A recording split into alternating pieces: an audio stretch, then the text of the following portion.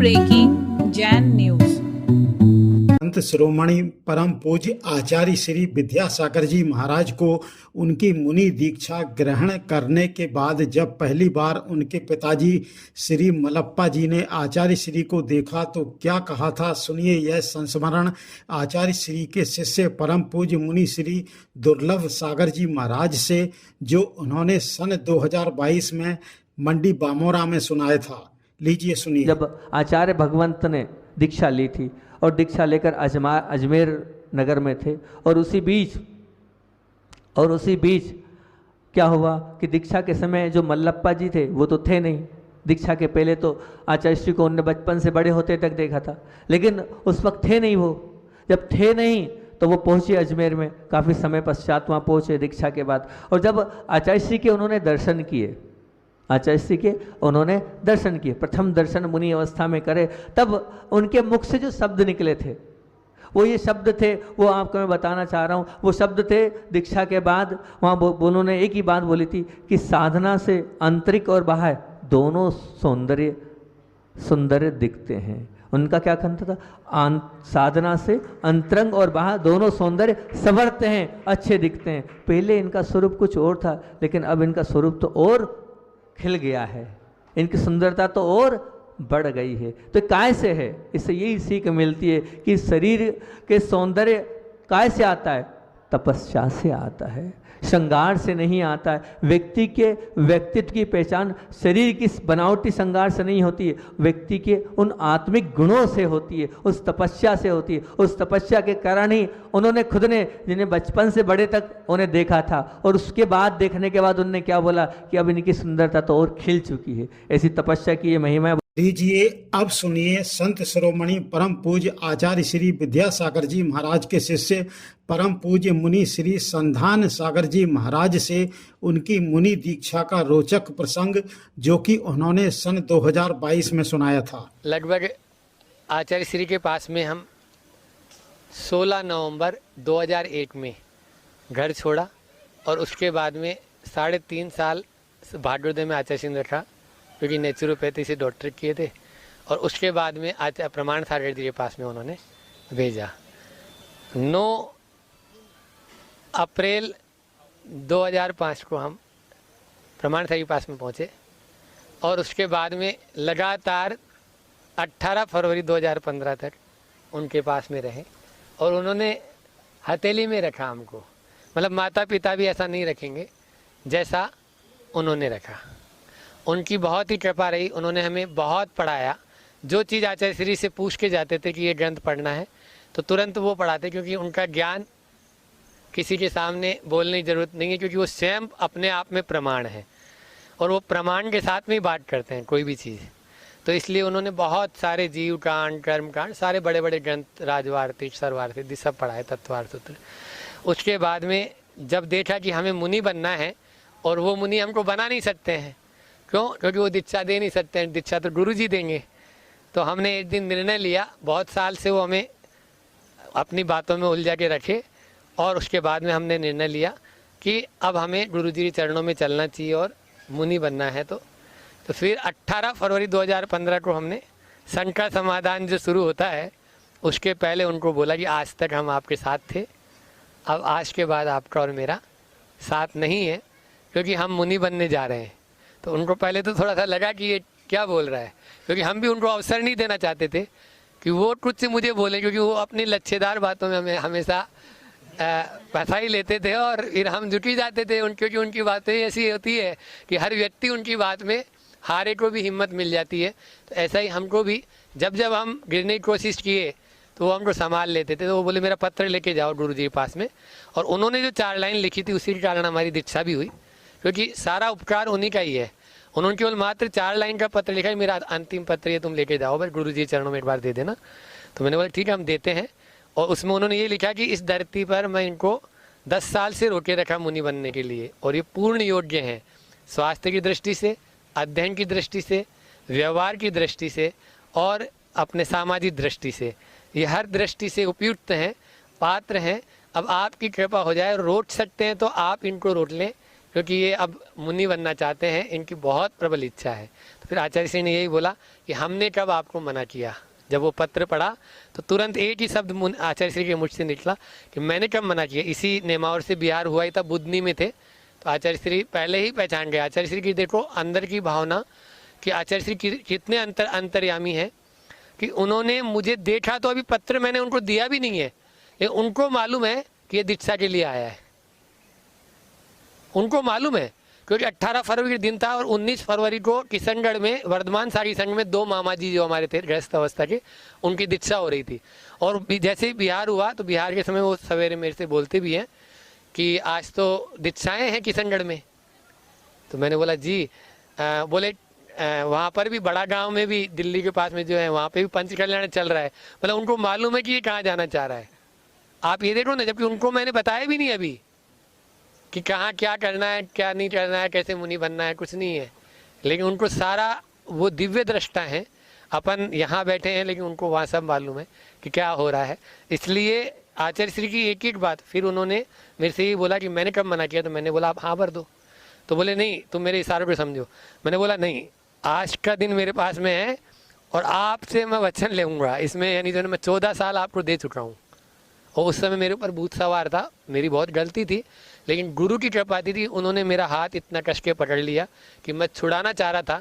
जैसे माता पिता होते हैं तो गाड़ी के नीचे जाना चाहता आदमी, लेकिन बच्चा छोटा, लेकिन माता पिता बोलते बेटा उधर मत जा क्योंकि हाथ जल जाएगा, गाड़ी के नीचे आ जाएगा। उसी तरह से आचार्य श्री ने हमारा हाथ इतना कस के पकड़ लिया कि हम छुड़ाने की कोशिश कर रहे हैं, लेकिन उन्होंने छोड़ा नहीं मेरा हाथ। फिर तुरंत बोले कि कुछ ऐसी बात है जिससे हम नहीं कर पा रहे। तो मैंने बताया, बोले आपके दांत थोड़े से बाहर हैं। तो मैंने पूरे 32, हमारे अंदर भूत सवार था, 32 दांत आपके हैं। शरीर जब आपका है तो दांत भी आपके हैं, इसलिए आप इनको तोड़ दीजिए और अभी मुनि बना दीजिए यहीं पे।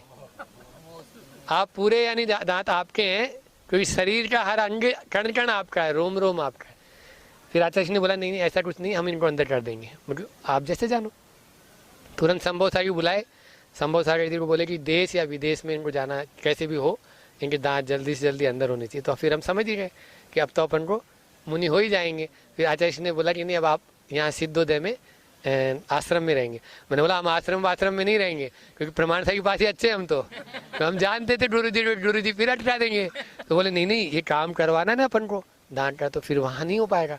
तो हम भी फिर अच्छे यानी जो है ना तुरंत 15 दिन में ही फिर हमारे पुण्य से एक अकमपति माता जो अपने संघ की गुड़गांव की, उनके पिताजी हैं, तो उनके सल्लेटना उसी दिन सल्लेटना के लिए लेके आए। तो आचार्य श्री जानते थे कि ये डॉक्टर नेचुरोपैथी का रहा है ब्रह्मचर्य अवस्था। तो बोले हम तो बिहार में हैं और ये बिहार से मतलब झारखंड जो था तो बिहार से अभी आया है, तो आप इसके साथ में बिहार कर जाइए। मतलब उनके पिताजी को बोले आप, मैं तो बिहार में हूँ और ये बिहार से आया है, तो आपके पुण्य से तो इसके साथ में बिहार कर जाइए। तो मैंने बोला अच्छा चलिए हम कैसे करेंगे। बोले नहीं आप करवा लोगे, मुझे पूरा यकीन है और मैं बता देता हूँ कैसे क्या करना है। उनको 10 प्रतिमा करा दी हमने और 8-10 दिन में उनका यहीं पे इस सिद्धोदय में ही बहुत उत्कृष्ट समाधि हुई हमारे उसमें सानिध्य में ही गुरु आशीर्वाद से। फिर उसके बाद में तुरंत हम 15 दिन में ही पूरे डॉक्टर्स की जो डेंटल का फादर ऑफ डेंटलिस्ट की उपाधि है भारत में, केरल में, पूरे भारत का सबसे बड़े, उनसे भी हमने संपर्क किया और उनका भी हमने ले जाके गुरुजी को बता दिया। गुरुजी सब बोल रहे हैं कि ये 14 साल से मंजन नहीं किए हैं क्योंकि हम ब्रह्मचर्य अवस्था में मंजन नहीं करते थे, पैदल बिहार करते थे, गाड़ी में नहीं बैठते, कैश लोज करते थे, 8 समय भोजन लेते थे, तो वो सब नमक मीठा त्याग था।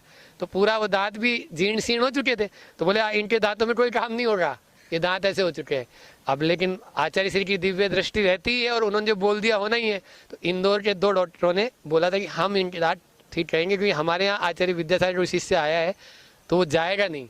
और वो आचार्य श्री के जैन नहीं थे, आचार्य श्री इतना मानते थे कि वो हमें उसी समय बोले कि आप जाओ मत। मैंने बोला नहीं गुरु आज्ञा लेके हम देखते हैं। तो गुरु जी ने तुरंत पकड़ लिया कि इनसे आपको करवाना है, जबकि हमने नहीं बोला। फिर उनसे हमने अपना काम करवाया और उसके बाद में हम फिर थोड़ी जो यात्रा थी बाहुबली आदि की जो यात्रा थी वो की, यहाँ आश्रम में भी रहे, कुछ समय सागर जी के पास में रहे। और फिर एक बार प्रमाण साहिब को देखने की इच्छा थी कि दांत जब अंदर चले गए तो अब वो कैसा लगता है। तो बार बार उनका मैसेज आ रहा था कि हम एक बार आपको देखना चाहते हैं। तो फिर मैंने गुरुजी से आज्ञा ली कि भाई वो देखना चाहते, फिर ज़्यादा दिन नहीं रुकना वहाँ पे। तो मैंने भी बोल दिया कि ये ठीक है, अब तो ससुराल वाले जैसे होते हैं कि बेटी ससुराल चली जाती है वैसे पियर से तो वैसे ही जा रहे हैं। तो फिर भी उन्होंने 2 दिन 4 दिन का आचार्य श्री से परमिशन ले गए तो 16 दिन नहीं आने दिया। प्रमाण सागर जी ने बोले कल चले जाना, कल चले जाना। तो मैंने बोला भैया ठीक है, दोनों का संबंध ही ऐसा ही था। तो वो एक एक दिन बढ़ाते गए। तो मैंने बोला अब तो जाना होगा, नहीं तो छुट्टी हो जाएगी।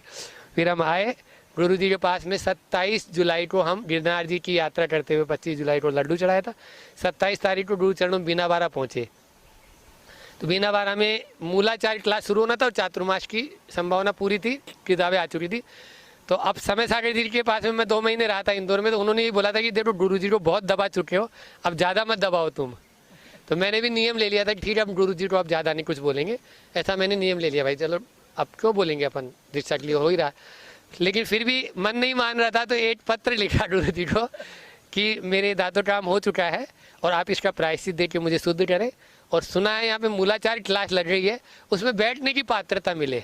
दीक्षा नहीं बोला हमने, उसमें बैठने की पात्रता मिले। तो गुरु जी ने वो पत्र 3-4 बार पढ़ा और उसके पूर्व ही हमें उन्होंने प्रायश्चित दे भी चुके थे वो ब्रह्मचारी से। तो इस तरह से हमने जो है 27 जुलाई की ये बात है। और 30 जुलाई को चतुर्दशी थी। तो 2015 में हमने उपवास किया चतुर्दशी का। और सब महाराज जी लोगों के साथ में भक्तियाँ की जो चातुर्मासी होती है। फिर दूसरे दिन प्रातःकाल जो मधुर था अपने देवरी वाला, तो उसको बेच के हम अपने कपड़े वगैरह बाल्टी में डाल रहे थे। उतने मधुर आया कि आचार्य श्री तुरंत बुला रहे।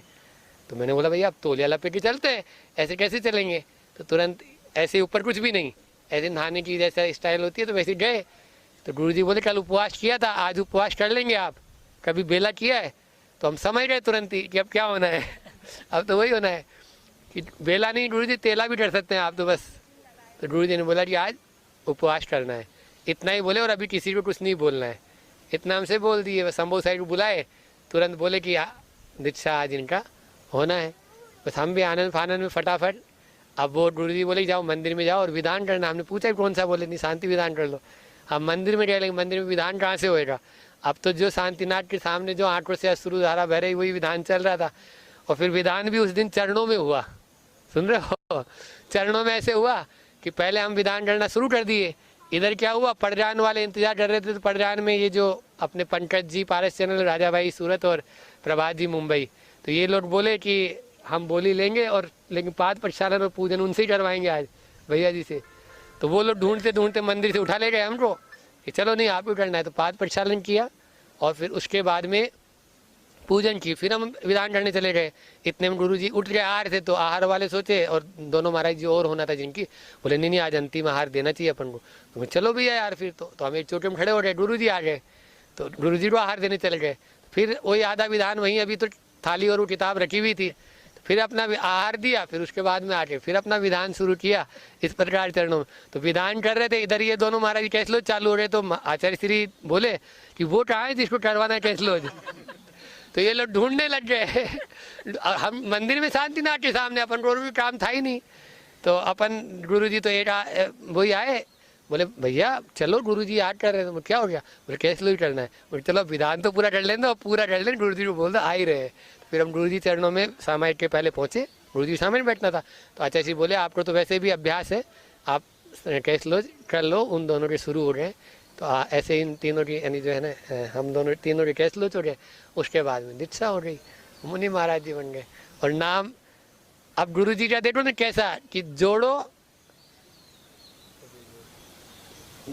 ना, जोड़ा छोड़ो, जोड़ो तो बेजोड़ जोड़ो। ये आचार्य श्री का हाइकू है। और वही चीज वहाँ पे भी हो गई। उनको नहीं मालूम, गुरु जी को नहीं मालूम शंका समाधान इन्होंने शुरू किया है क्या किया है। लेकिन फिर भी शंका का से और धान लास्ट में समाधान का धान ले लिया और नाम बन गया। तो इसलिए उसी से तो ये गुरु जी की चीजें ऐसी है जो यानी मतलब यूनिक होती है।